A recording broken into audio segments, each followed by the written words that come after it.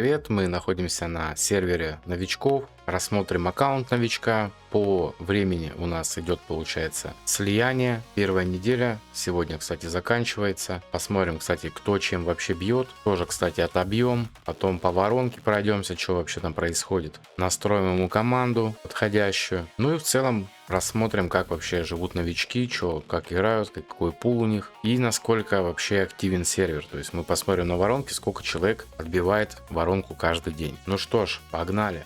Если вы хотите поддержать канал, вы можете просто осуществлять свои внутриигровые покупки по моей ссылке в описании под каждым роликом по очень выгодным ценам, за что вам буду весьма благодарен. И также внутриигровой магазин, в ежемесячных наборах вы можете ввести мой код создателя и получать за это каждый месяц бесплатный гелиолит.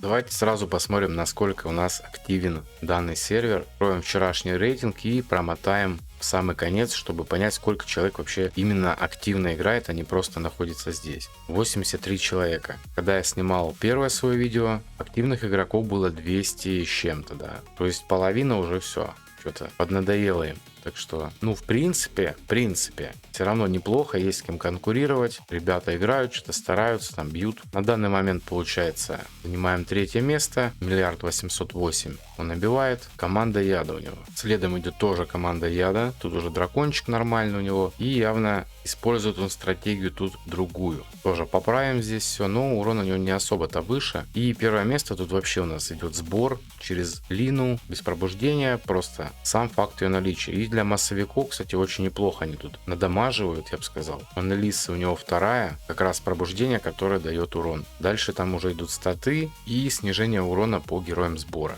Так, в принципе, неплохо. Глэдис тоже с артефактом, нифига себе. Ну и, соответственно, конечно, при таком пуле Алтон будет уже 5 и Ларентиль тоже 5.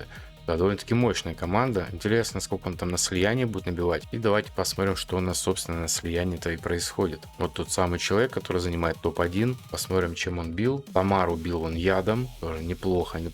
158 набил и 604. Получается, тут он уже бил сбором. Уберк у него здесь был в разломе. Не стал он Алтона ставить. Ну, видимо, ему так больше нравится. Ну, в принципе, та же команда с воронки, по сути, у него здесь стоит. Просто Алтона заменил на Хуберга. Далее, тут уже урона в 2 раза меньше, но идет команда Аура и команда Яда. Такая слабенькая, конечно, но тем не менее. Дальше, кстати, как-то мало он тут нанес, ну ладно, его дело. Ну и топ-3, куда мы тоже, кстати, целимся попасть. Тут у нас тоже идет Яд и Аура тоже. Да, им повезло, они застали все конструкторы, потом сборный баннер был, поэтому, в принципе, крутил каждый то, что именно считает нужным, а не то, что предлагала сама игра именно по временным событиям. То есть не было у них вот этих всяких баннеров школ, они сразу начали играть на старте баннера конструктора. Также давайте рассмотрим пул, какой у него имеется. Пул вообще неплохой, особенно для новичка. Есть фулл яд уже, куча саппортов, также ауру он тут крутанул неплохо. Ну и так еще по мелочи, в принципе, что-то там заморозка какая-то имеется. Также есть Сакридея, что усиливает команду яда. Ну и так еще куча всяких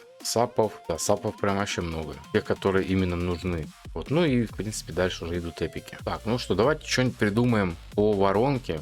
Я, допустим, хочу настроить команду через ауру. То есть ядом мы били, ну, почти 2. Это уже я чуть-чуть там поменял, и, соответственно, урон вырос. Но я особо пока не лазил там, но потому что акцент стоит именно на ауре. Типа, если есть, то давайте ей, собственно, и ударим. В общем, попробовали мы побить аурой. Покажу потом составы, какие там у нас были. Но пришлось остановиться все-таки на яде, потому что вторая Таресия не может перегнать вот эту пачку яда, к сожалению. Также здесь мы исправили уже косяки по поводу сетов, которые здесь были. И в чем еще прикол? Немножко урона больше, да, второе место, думаю, займем. Но вот эту Монолису перегнать просто под Линой не получается. Нет, даже на второе место не хватило чуть-чуть. Все уперлось уже больше именно в шмот. Но, блин, вот эту пачку мы вообще не можем перегнать. Потому что аура все-таки без Анализис это вообще не то пальто на самом деле. Поэтому пробовал я еще 2 варианта. Первый был с Гариусом, 4 damage дилера, уже хотел просто сделать акцент не на выживаемости, а как можно быстрее нанести урон и уже потом сдохнуть. Но урон точно такой же выходит, как и в 2 саппорта, допустим, с Гиллиан. Живем почти до конца, но урон тоже слабенький. Да, все-таки Таресия вторая, урона не так много, поэтому жесть. В итоге у нас яд наносит урона больше, потому что вот такая пачка нанесла миллиард 300. Вот такая пачка нанесла тоже миллиард 300. Яд, сами видели, почти 2 миллиарда. Нужно пореролить, и тогда будет больше урона. Ну, либо заняться снаряжением, потому что снаряжение тут было ужасное. Ну и давайте уже приступим тогда к континентальным боссам. Немножко вернемся к воронке. Тут, оказывается, у нас шмотка не была скрафчена, и была шмотка вообще на плоскую атаку с минимальным проком на просвещенность. Поэтому первый трай уже урона, в принципе, больше. Все-таки второе место мы отжали. Завтра еще что-нибудь тут подулучшим. Но пойдем уже наконец-то на слияние. Бить будем Тамару. По-любому меняем ветку у Агока на нижнюю, чтобы он мог раздавать сопротивление. Соответственно, одеваем его в сопротивление и просвещенность. Ну и желательно поймать ускорение. Тут все у нас на урон.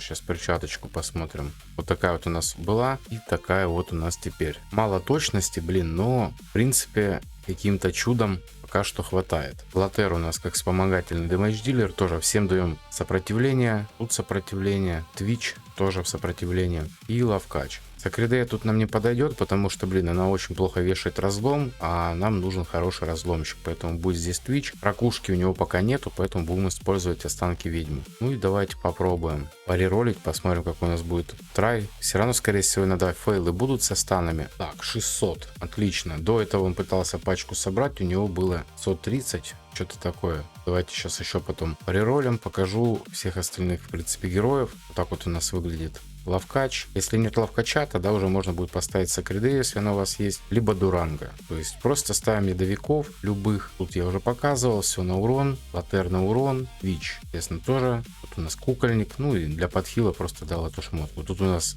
пока что нет супер какого-то ассортимента по мификам. Тайминг использую вот такие. То есть как раз перед ультой Тамар мы ультуем Агоком, он вешает свои бафы, и соответственно, если она их не рассеивать, то мы стан не ловим. Поэтому мы здесь, собственно, в сопротивлении и находимся. Просто для того, чтобы она не счищала, точнее не запрещала вот это нам кидать баф. Если на нас бафы, мы не ловим, соответственно, станы. Ну давайте уже ударим и сохраним. Прям стабильно один и тот же урон. Ну, сохраняем и уже будем двигаться дальше.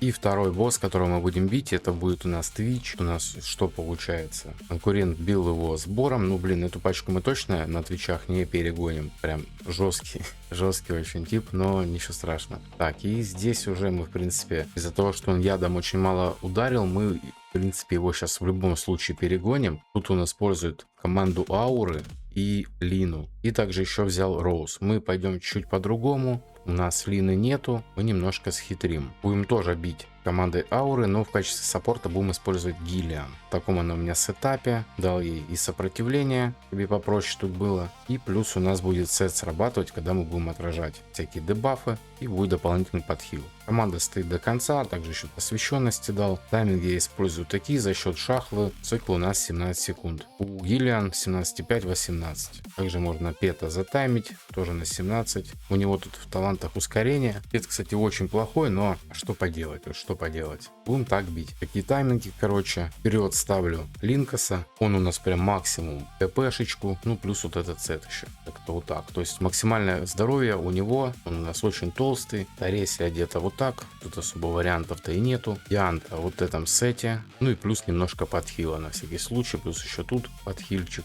И Шахли дал вот эту ветку, чтобы у нее был свой эксклюзивный талант. Она у нас в кукольнике. В рунах дал ускорение всем, сколько получилось выкрутить. Это просто для того, чтобы сделать цикл на 17 секунд. Ну и давайте запустим автобой, посмотрим, сколько мы сможем набить. По командам, где было 2 саппорта, но тоже вторая уже Таресия. Ну, примерно столько же мы и набиваем. Только там была Лина, которая цикл уменьшает, в принципе. Вот, мы без Лины, в принципе, справились и набили, ну, примерно столько же. Давайте сохраним сразу. Ну и, в принципе, второе место мы забрать смогли. Да, все, нас тут никто уже не догонит, но, блин, и этого Китяру мы не догоним тоже. Поэтому как-то так, для первой недели, думаю, пойдет. Так, в принципе, вроде как все уже разобрали. На этом будем заканчивать. Также пишите в комментариях, интересна ли вообще вам эта рубрика по поводу новичков, как они тут вообще живут и что у них происходит. Всем спасибо за просмотр. Кто не подписан, подписываемся на канал. Ставим лайки, вступаем в телеграм-канал, все ссылочки в описании. До скорых встреч, всем пока!